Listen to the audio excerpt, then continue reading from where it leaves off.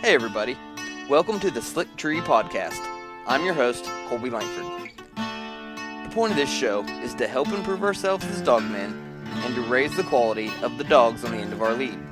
So let's settle in, turn the volume up, and let's see if we can't learn a trick or two together from our guests.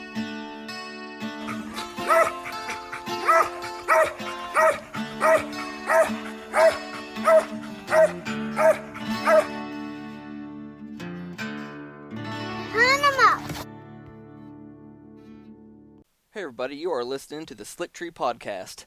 Tonight I've got Zach Conkey on the phone from Conkey's Outdoors. We're starting a new series on the podcast called The Tinker's Workbench. Kind of what I want to do is I kind of like to nerd out on tech stuff and setting up guns and just cool new stuff. And what we're going to be talking about is thermals. So how you doing tonight, Zach?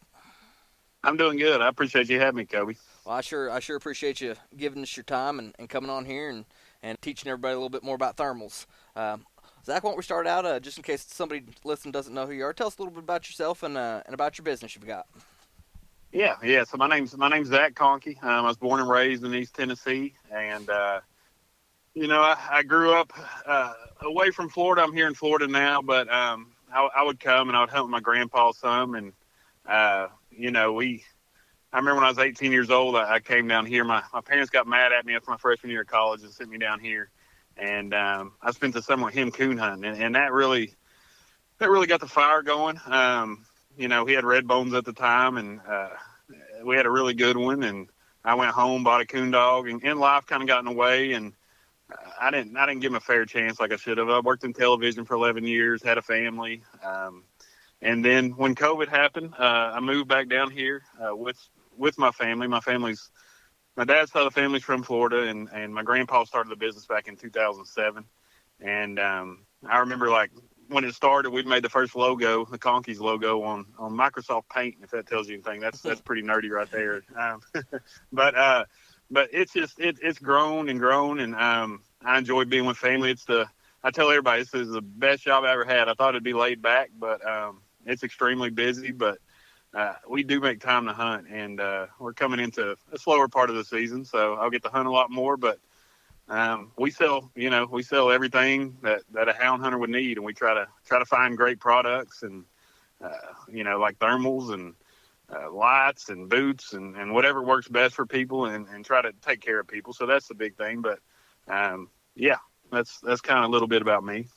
It's probably been 8 or 10 years ago, but I can't remember if it was a light or a tracking system or a collar or what I bought from you guys. But when I got the order, you guys had sent a drink koozie, like a little neoprene koozie that was labeled Conkey's Outdoors, and that was my favorite koozie for a long time. We appreciate the support. No, it's funny. They used to ship out of my grandpa's garage, and now we got a big store, and we put stickers in the boxes, and Kelsey that works at the store does shipping. She puts little messages, Bible verses and things in there. So and people like that. That's a good thing. But no, I remember those little koozies too. Back to our main subject is so Zach, what exactly is a thermal, and why would anybody want one? Yeah. So I'm fairly new to the thermals too. We really just started kind of testing them back in like 2021. We started getting really back into coon hunting, and a lot of people get it confused with night vision, but it's a lot different. You can get a lot better range on it.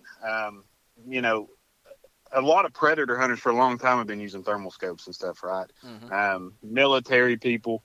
Coon hunters have just started, in the last bit, really getting into these thermals. And what it does, obviously, is, you look up in a tree or you're squirrel hunting, too. You look up in a tree, and it'll pick up the hottest part of the tree. So if there's a coon there or a squirrel there, it's gonna pick it up and kind of show you where that heat is. But it was amazing. We first started testing these things down here in Florida, and we look up in trees and find coons we never see with our eyes. We take a 22, shoot it up in the tree, and out falls a coon. We'd have never found them. So it's a priceless tool, really. I mean, that's the big thing. We've had people call and say that they would rather have a thermal than a tracking system half the time, especially during the summer months. But it's a newer tool for our sport, but it's a really good thing. Mm-hmm. I think that kind of I don't know that much about how they work exactly, but I know they run off infrared. So like if anybody's ever seen a infrared heat gun, that like they got looks like a little plastic pistol, but it's got a laser built into it, kind of to show you where it's pointed. But you can take temperatures with it like that. And I Hmm. think basically what that these thermals are doing is they're sending kind of like a sonar on a fish finder, Hmm. and then as it comes as it gets its return back, it it basically breaks it down by color, so it's not actually seeing or by temperature, and so it's not like it's like you said with night vision. You got to run a light source of some type that it can pick up, whereas this is actually checking the temperature everywhere and then reporting what the temperature is. So you're not it's not looking at something that's being seen. It's checking temperatures. You've done your research. You're exactly right, and that's why finding these little animals in these big trees and that's why it does so well as opposed to night vision or something like that or even a light. You look up with a light, um, you're not getting as much as you do with these thermals. So you're exactly right. You'd mentioned surveillance and military's used it for a lot of times for a long time now. I know my Hmm. brother that's in law enforcement. He's had access to them for quite a while. Hmm. But some cool things I've seen done with them before is had a buddy that had one mounted on a rifle when we were hog hunting, Hmm. which we weren't hunting at night, but someone else had shot a hog and we went to go recover it and it was pitch black and 200 yards up the hill through the timber. We hop out of the truck and get ready to start blood trail and he just throws that thermal up and says, "Oh, it's right up there. It's dead. I see it." That No, was it's crazy. I've seen them used a bunch of different ways. We got an outfitter in town that was kind of my first real experience with them. They do thermal hog hunt mm-hmm. and they have thermal drones that they fly up and find the hogs in these fields. Which drones is a whole other story, and we're going to start selling them soon. Um, but we've done all kinds of stuff. My dad and a guy named Jim and Jonathan they work at the store. They go thermal hog hunting. They go coyote hunting with them. These thermal binoculars, like we're going to talk about in a little bit, they put them on tripods and kind of plant them different places, and they hook to your phone so they can watch them that way. Young dogs, they make mounts. You can put them on the roof of your truck and Bluetooth to your iPad and drive down the road and see coons crossing the road or see a hog or all kinds of stuff. So, the use for them is there's so many uses you can, especially in the hunting world. And there's all kinds of groups on Facebook I'm in, and these predator hunters, they are very serious about finding the perfect thermal to get that long shot. Mm-hmm. So. Another thing I'm kind of excited I haven't had a chance to use mine with is Mhm. I tinker with a lot of old beaters when it comes to vehicles. Man, I think it'd be really handy if you've got an old carbureted truck or car with if you've got a dead cylinder. I think you'd be able to start it up, get it running, just look at the exhaust manifolds, and ought to be able to see exactly which one's laying out, just which one's the cold cylinder. Kind of excited about that. You could use it to find high resistance in wiring if you're doing electrical work. It's pretty cool tools all the way around. Oh, it's crazy. I mean, they're recovering bodies and deer, and these thermals are it's an unlimited amount of use that you can get out of it. So. Yeah, there's a few guys around us that are starting to use those thermal drones, and they're doing deer recovery services. Uh, Yep. instead of calling a dog, you call the drone, I guess. Yeah, yeah. They went over to West Florida last week, and they got a guy with a drone flying around looking for a deer they shot, and I mean, I don't know about the success rate with them, but I know like the outfitter in town being able to fly that thing up and look and see where the hogs are. It makes hunting easier, and it makes life easier. Really, I mean, you talk about military. A lot of people don't know, but AGM and stuff, they do a lot of military stuff, and so that's kind of what these thermal companies are catering for, military, and predator hunters really. But we found uses for them in a lot of other things as well. So I just got hooked up with one from you guys, which I want to thank you guys for helping me out pick one out. But I got the AGM Taipan V2 19384, which that's kind of a mouthful. It is, and I wish they'd make them. I wish they'd make the names a little easier, but yeah, we can go over all the AGM models if you want to. Yeah, let's do that. Yeah, so AGM. The reason that I really like AGM, there's a couple reasons. Their customer service is excellent. They got 5-year warranties on all these thermals now. You have issues, you call them.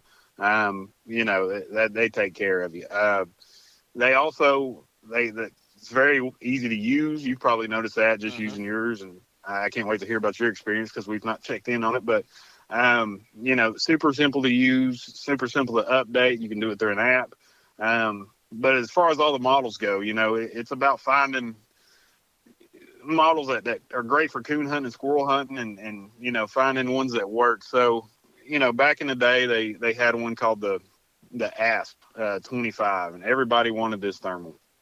And it had really good clarity, had a really good field of view. When I say field of view, I mean, what you can see. You can see a lot.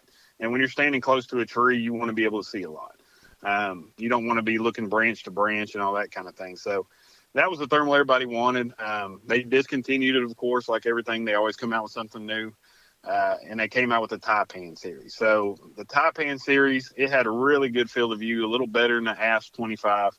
And the only complaint was the clarity. People didn't really love the clarity, but that's what we started testing was really that Taipan model. And we sold a bunch of them, and a bunch of people were very happy with them and finding coons and finding squirrels and all that kind of thing. And so after that, it's probably been about 2 or 3 years ago, they came out with a Sidewinder, and they put a bunch of clarity back into it. But the field of view wasn't as good. So long story short, this past year, this is the brand of thermal you came out with, the Taipan V2, or the one you have. Sorry, not you came out with. They came out with the Taipan V2s, and they've got the 15, the 19, and the 25. And what they did was they took that Sidewinder clarity, and they took that good wide field of view on the Taipans, and they kind of put it together. And as far as coon hunting and squirrel hunting, and looking up in trees, these thermals are probably the best bang for your buck on the market. But what kind of experience have you had with yours so far? I've been really happy with it. So pretty much the first day I got it, that I got a chance to actually do any hunting. I was telling you when we were on the phone earlier, I've got a little half walker, quarter bird dog, quarter cur female that's starting to come on pretty good for squirrels. Yeah. But so I was just hunting her right around the house, and she ended up.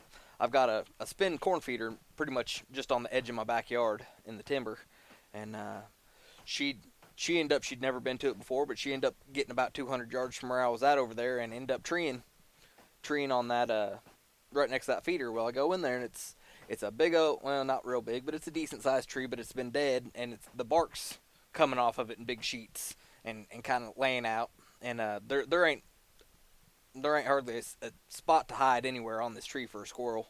And I walk up there, and I just sure it's slick, which we got gray squirrels, and they're wild and crazy. They'll timber 100 yards soon as they see a dog. Yeah. Half the time. Well, I thought, well, looked the tree over and thought, well, I'm sure that squirrel ran from the feeder right up that tree, timbered over to the next one, and went on out of the country. And that the dog's just treeing where she saw it go up. So I thought, well, I'll pull this thermal out real quick, and I'll just check it, because why not? Just got it. And there was a squirrel hiding under one of those pieces of bark. It was out about 4 or 5 inches from the tree, and the tree kind of went up and curved over, and that bark was laying out on the bottom side. And there was a squirrel up and under that, and there's no way I ever would have saw it if I wouldn't have thrown that thermal up there. And there's just one little red spot, and I was like, what in the world is that? I had to shoot up there twice, and I could see my bullet holes in the bark. And the third shot, I hit it, and it came out. But I couldn't believe it. It's crazy. I'll tell you a quick story too. I was we were talking about the Sidewinder and the clarity and everything. This was before your model came out, but I had a Taipan out there one night, and this will all make sense while I'm telling the story. I had a Taipan out there one night, and my dog treed, and it was the last tree of the cast. I think time expired as we were looking it over. And I was looking with the thermal, and you get in these coon hunting casts most of the time. You walk up to a tree. Used to, everybody starts shining the tree. Everybody pulls out their thermals nowadays, and you'll see that a lot in casts. But I started looking with the thermal, and I saw a little bit of heat up there. And, with that top end 19, the one I said had the good field of view and not as much clarity. And luckily, a guy on the cast, I just sold him a Sidewinder. And my partner was using our Sidewinder. I said, hey, let me borrow that thing and look up there. And with the clarity on it, I could see the coon's head. I could see his ears. I knew it was a coon. I could see, what exact branch he was on. And we started squalling and looking in that right area and got it to look. But, that was a big thing, like finding one that's perfect. And that's kind of what they did. I found it. I was able to find it with the 19, but I need that clarity from the Sidewinder. So, but man, they've saved me in hunts. Pup training, they're perfect. But you find things. You can find birds in trees. You find things you never thought you'd see. Mm-hmm. So, well, let's kind of talk about what some of the numbers on this model. So that one, like I said, mine's the Taipan V2, but it's the 19 384. So they also have a 15 and a 25. So let's what can you tell us about the differences in those three? Yeah. So the big deal on it is field of view, and I'll go over this a couple different ways. The 15 is a wider field of view. So how I kind of describe this is the 15 is like looking at a tree with your walk light, right? You throw it up there, you can see a majority of the tree, if not all the tree, just like you would with your light. And then the 19 would be more like looking at it with a main beam. So you don't see the whole tree, but you see sections of it. And then the 25, it's not something we recommend for coon hunting. We don't even have it on the website. It's more for hog hunting and looking out and scanning fields and long distances, because if you go that route, it's almost just like the Sidewinder. You can't see but branches, and then it takes a long time. You got 8 minutes to shine a tree in a competition. If you're looking for branch to branch, it's probably not the best idea. But so another way I kind of describe it is too, when you take a picture with your cell phone. Everybody's got a cell phone now that has a camera. Some people got flip phones that are probably listening, but basically when you look up and take a picture of a tree with your camera, it's a nice clear photo, right?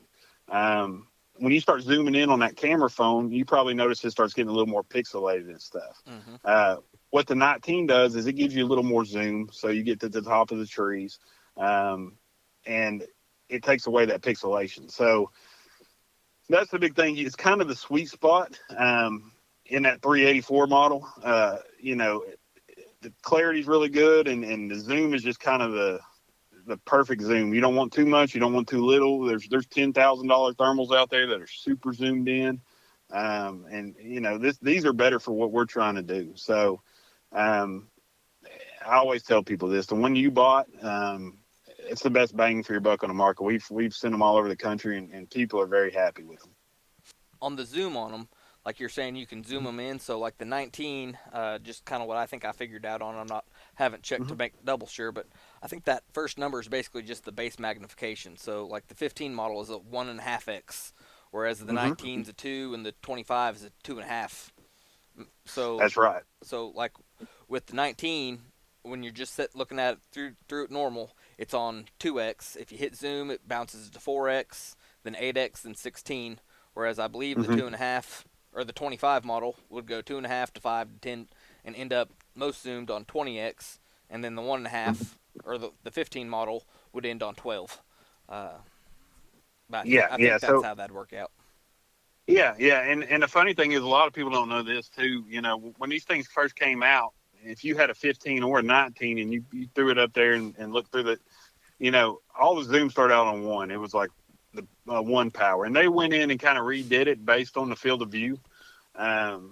So that's why you get those numbers like the 1.5 and a 2. They give you a true field of view, and when you're looking at these thermals, you can get online and look at all the statistics and everything, and there's so many of them it'll drive you insane. But they've all got a field of view statistic, and the bigger the number, the more field of view. You don't want something that's going to show, like a panoramic shot, but you also don't want something that's got really low numbers and is really tight. Mm-hmm.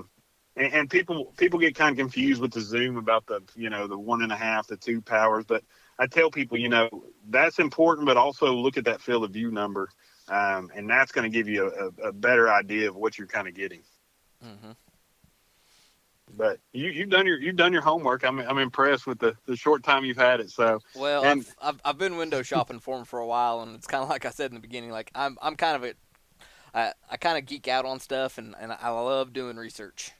Uh, it's great. I love when somebody calls me and they've already done a bunch of research and kind of know what they want. And we've sold a few other brands of thermals, and I won't get into all that, but you know the ones we do. I had an 80-year-old guy call me and tell me that this was going to be the thermal for him, and we can get about any thermal, any brand out there, and he loves it. So once you figure out what you're looking at with those numbers and stuff like you have, I mean you'll find the right one. So. yeah. Let's talk about the 384 at the end of that. What does that mean? Yeah, so that's your resolution, your clarity. They basically for coon hunting, you got the 384 and a 640 model.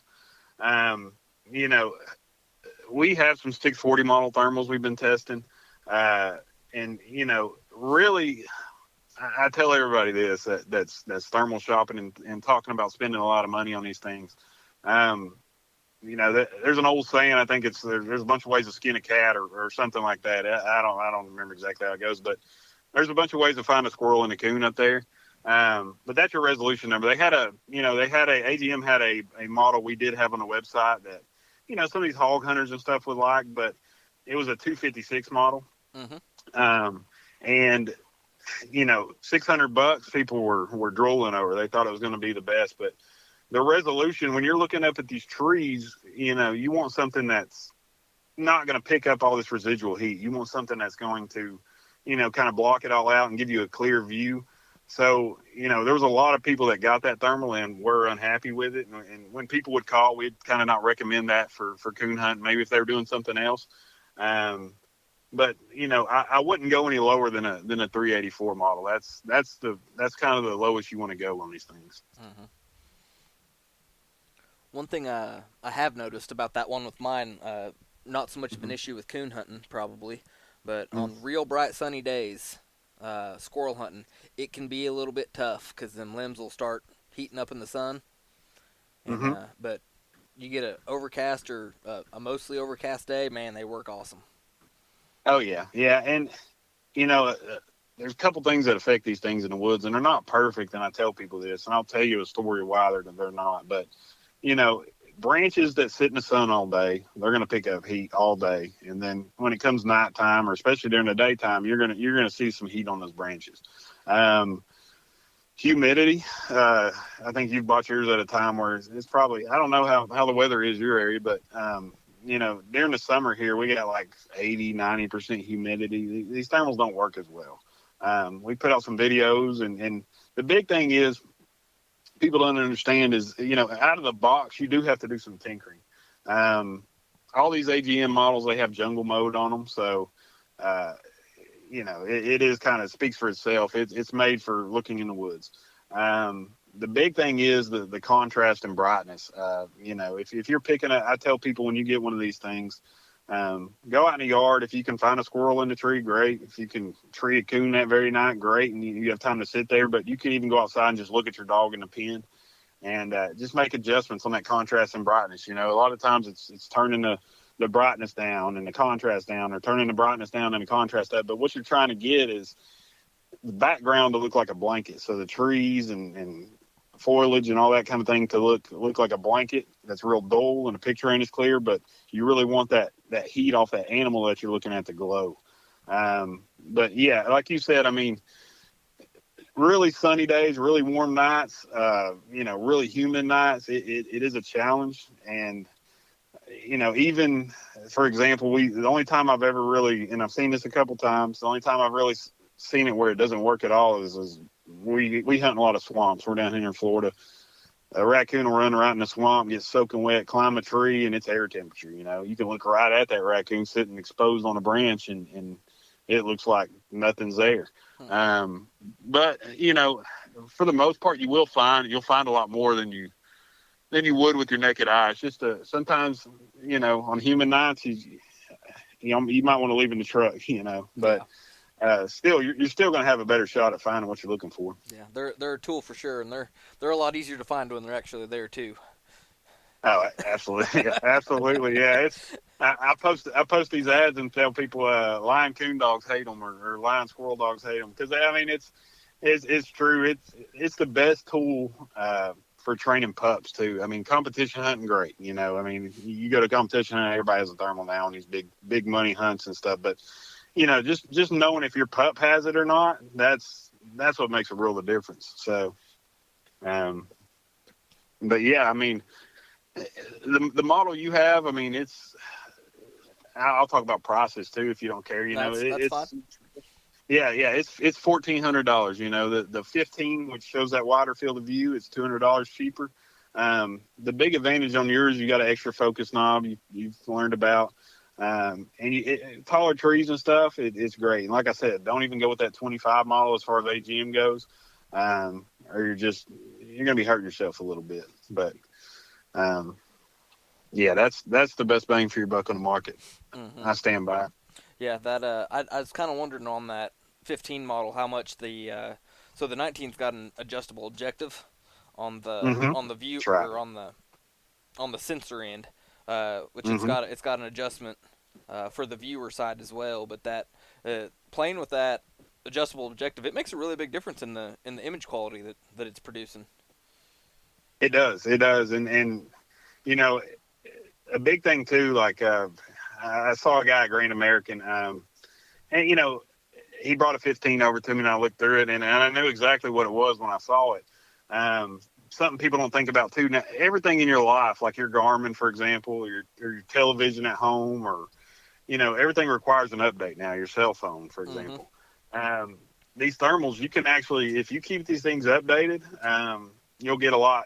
And I haven't heard from the guy. I told the guy go home and update his thermal, and I haven't heard from him. And so I'm hoping it worked for him, and I think it did because I gave him my phone number and everything. But yeah, if you keep these things updated and everything like that, I mean, you're gonna find stuff like that's the whole thing. But if you don't update them and you're a couple updates behind, you know, you'll look through another one that's updated and it'll look a lot better because they're always improving them too. So How often do you think they do updates like that? Just out of curiosity. it's kind of sporadic. If they find little bug fixes they can do, you know, on the original top end, it seemed like the 15 they were always doing updates on. The 19 we didn't have to update as much. There's not any kind of rhyme or reason. They'll put updates on their website. Like if you were to go on AGM's website and go like you're shopping on one, you know, it shows all the updates at the bottom of the page. You can actually plug the thermal in, do an update there. You can hook them to your app now, do an update. Um, and that's something I kind of touched on earlier. But you know, I know guys that you probably look through it, and it's pretty bright when you're looking through it at night. I know a guy who actually hooks it up to his phone and looks at his phone and kind of holds the thermal up and moves it around, and he's got a bigger screen on his phone, obviously, and he does, you know, looking through the eyepiece. Hmm. Um, so there's a ton of ways that you can kind of, you know, make it great for you. And something we didn't touch on too, if you want to talk about this, the different modes. What's your favorite mode on there? As far as color, Yeah, yeah, I like the red hot. yeah, Yep, yeah. I've been using the red hot. I honestly haven't really played with it much as Mm-hmm. far as look. While I have a squirrel or coon in the tree, I haven't done Mm-hmm. a whole lot of playing with the different color palettes. But just Yeah, kind of looking at the dogs in the kennels and stuff like that, and playing with it in the yard, I just kind of set my mind on I liked red hot just for whatever reason I did. yeah. No, and I'll kind of touch on that too. I don't think we talked about it, but you know, these things are super simple. Like I said, you walk up to a tree, you turn the thing on, and then you're hitting one button. You don't really have to zoom much, but you're hitting that mode button that changes between the color palettes, like you're talking about. And you got white hot, which you know the animal's going to glow white, and everything else will kind of be a dull, like a black or a gray. Black hot is, you know, the animals are going to glow really a black color, and everything's kind of going to be dull in the background. Fusion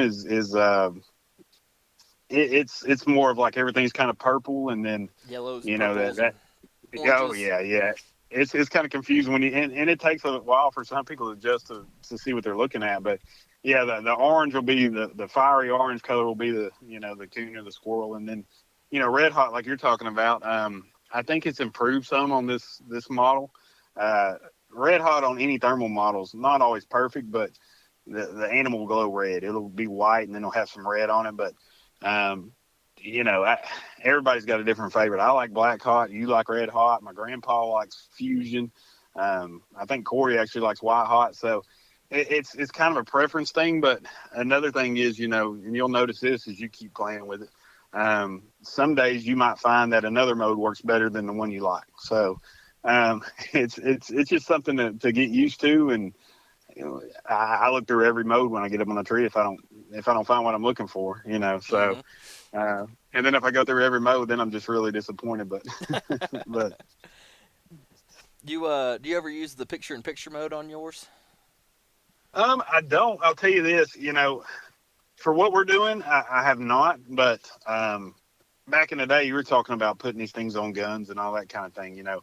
And they've got a new model of this, but as far as their scopes go, they had a Rattler back in the day. And my wife, the first coon she ever shot out of a tree was with, it was a 22 and we put a Rattler on it. And they're kind of smaller little thermal scopes that go well on like ARs. And and anyway, it's got the little picture-in-picture, and she basically shot the coon out in one shot. And first time she ever done it, and I think it's the last time she ever shot a coon out. And she said it was like playing a video game.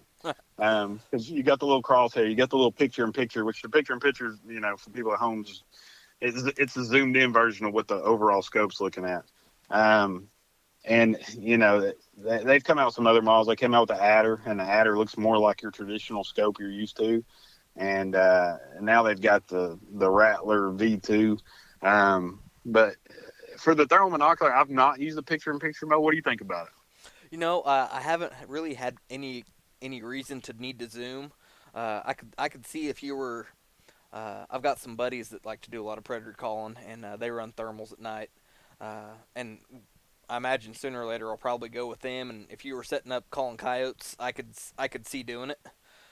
Just that away, because basically what it is your main viewer screen stays at the base magnification, and then you've got a smaller centered up high screen that you can zoom in, so you could be looking at the main one, and whatever's you can keep that in your large field of view, but you can still zoom in on whatever's in the center of your screen and see it zoomed in the smaller screen up high. But as far as like for the squirrels and looking for coons, at the range I'm looking for them at, I really haven't needed to zoom any, so it's just kind of been in the way more than anything. But so there hadn't been a need to use it, so I just haven't had it turned on. Yeah. I think, and you probably played with this too. One thing on there that it's kind of a preference thing, but I think it can be really helpful is the crosshair, like the little heat tracker The that heat bounces tracking, around. yep, I have been running that. Yes. Yeah, and basically what it is, and you know this, it's a little green crosshair that bounces around, and it will try to find the hottest point on the tree. So if you just throw it up, you'll see that crosshair bouncing around, and most of the time, if there's an animal there, it'll lock onto that animal. But I mean that's another feature. It's a preference. Some people it aggravates once they get used to kind of what they're looking through. But I mean that's a pretty nice little tool on these thermals too. Mm-hmm. I'm kind of digging the audio and the recording mode. That I forget how much storage they have built into them, but you can. It's super easy. You just hold one button, and you can either take a snapshot picture if you just click it once, or you can hold it and it'll actually start a recording, and then you can Wi-Fi it to your phone later if you want to. Yeah. But I've got a really cool little video I'll post along whenever this comes out, but it's a squirrel up in a tree, and you can see the squirrel. It's on red hot with the hot tracking on, and then I pull it down, and you can see the dog jumping around at the base of the tree, and you can. It's nice that you can hear the dog treeing and barking too at the same time. So. Oh yeah, and that's a new feature, you know, as far as having a sound, which I think is excellent. And we posted a video when these things first came out, and it's on YouTube. But I'll send you some videos of use too. But you know, even the older ones, I've got armadillos running across the road and hogs, and we got deer out in the fields, you know, kind of looking at them. And I mean, it's kind of cool, especially for the guys that you know are predator hunting with the scopes and stuff that record, just to have some of these memories, you know, and kind of show people, you know, what your dog's doing, and you might not be able to I know you've seen people, and I've done it myself, try to take videos with coons up in tree, and half the time you can't even see the coon. Well, you're going to see it with the thermal, or you're going Yeah. to see the squirrel with the thermal. So, yeah. What jumping back to, you touched on jungle mode earlier, which Mm-hmm. everything I've heard everybody say is like, gotta have jungle mode on, gotta have jungle mode on, gotta have jungle mode on for using it checking trees. But like, Yeah. there's not really. I've got the manual right here, and I was flipping through it right before we started, but I haven't really found any information on what jungle mode actually is. Yeah. As far as that goes, there's not a lot of information on it. I just know we it's something when we first got these things, the original type hand, we were testing, and you get a lot more detail and things like that when you're looking at a tree. In the recognition mode, it kind of, I don't want to say it looks flat, but I would imagine like recognition modes for, kind of the looking at your car, for example, right? Like you were talking about, or looking out in a wide open field where, jungle mode, you do get a lot more out of it. And as far as like looking into foliage, and I do think it picks up heat a little better, like true heat. So as far as nerding out on that, I don't have an exact answer. But that is something, if somebody calls and they just now open their box and they're trying to figure out what to do, or they take it out and they're super confused, that's the one setting that I make sure they have it on, because, and we hunt in Florida. It is a jungle, so it only makes sense we got it on. But I mean, it's something that you have to see with your own eyes, Mm-hmm. But Yeah. but they're always changing and improving, and it's unbelievable. If you ain't seen one, I mean, I'll tell you a story. There's a guy. He's kind of local half the year, and he's kind of up in Indiana, but he's a big coon hunter. And he came in the store and he bought a thermal, and he had me walk outside with him, and we're looking at trees and telephone poles across the street, and he was still not convinced. And anyway, he wrote the check, and we got him a thermal. And I saw the guy 2 weeks later at a competition hunt, and he'd throw that thermal up, and he'd say, "Oh, it's not there," and he trusted it so much. You learn to rely and trust on these things so much. That's the craziest part. Uh, yeah. The really the only problem I've had with mine so far Mm-hmm. uh, was I had a hard time getting it to connect to. I downloaded the AGM app, but I couldn't get Mm-hmm. it to connect for some reason. But I called AGM, and like you said, their customer service was great. Once I had to wait till they were open to actually get somebody, Yeah. which is expected. But Yeah. as soon as I finally got to talk to somebody, which was quick, uh, whenever they were open, and I figured out that first time I had to turn my phone to airplane mode for whatever reason to get it to connect. But Yeah. besides that, I haven't had any problems at all out of it, and it's nice to know that if I do have a question, it's pretty easy to get hold of them. Actually, talk to Oh yeah. someone. Oh yeah. And then I've called them. I've called them myself and asked them questions when we, messing with some of this stuff. But sometimes you leave them a message, but they always will call you back. People have lost eyepieces for these things, or any kind of issues you have, they're on top of it. And I mean, yeah, the connecting to your phone, it's kind of funny. The Garmin app, we get more calls about people having trouble connecting that kind of stuff. But Bluetooth, it's come a long way too. So Hmm. Well, Zach, tell us about what you've been hunting lately. yeah, While yeah, I I got just you on here. literally, yeah, I literally just got out of the woods. I'd pushed this podcast back tonight because my partner, he said he could only go out early. He had to be home at a certain time, and so that's perfect. I got a podcast. We'll go out here early, and but as far as dogs go, we do a lot of coon hunting. We run deer dogs some. I don't go as much run deer dogs. My partner does. Um, but we've got a bunch of walkers. We got all tree and walkers right now.